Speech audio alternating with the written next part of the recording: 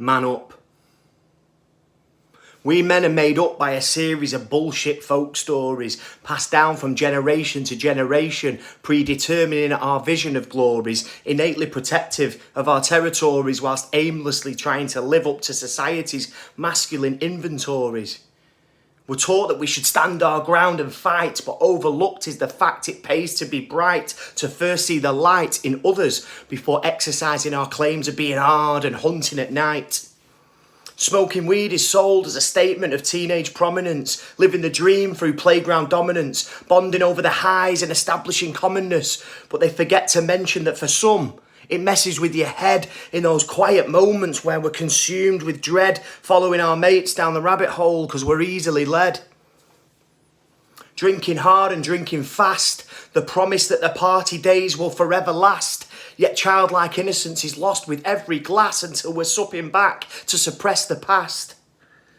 Sniffing, popping, dabbing too, whatever's knocking about amidst the crew. I'm not saying recreational drugs are going to ruin you, but if use increases beyond the odd few, then there's a greater chance of us feeling blue. And nobody ever stopped to tell us the realities in our youth, that whilst having a great time and burning down the roof, we might grow up stuck in a cycle of drink and drug association, and that's the truth. Men get depressed, men feel the weight, anxiety-ridden and consumed with self-hate. We sit on our own, worrying and overthinking our fate. Treat them mean and keep them keen. Warped ideas of relationships, possessive and green. Porn doesn't help, it sets an unhealthy scene. Unrealistic expectations rooted by the age of 16. That men should be this and women should do that. That sex is about all kind of crazy stuff when you go into bat. If only we were shown that love is about respect, about care and building a peaceful habitat. A young lad like you should be out sowing your seed, hungry for validation, acceptance, fulfilling an unmet need. Insecurities manifest and play out as immature greed, texting at speed, a shameful deed. Boys will be boys by order or decreed. And don't forget the pressure accrued by looking the part, chiselled abs, pecs and arms before we start. Is this really what matters, or what's inside our heart, or if you're thinking smart? That's what should count on the masculinity chart. Provide for our families, be a good sport, remember all the things that we've been taught, sold down the river for a flash car, clothes and the shoes we should never have bought.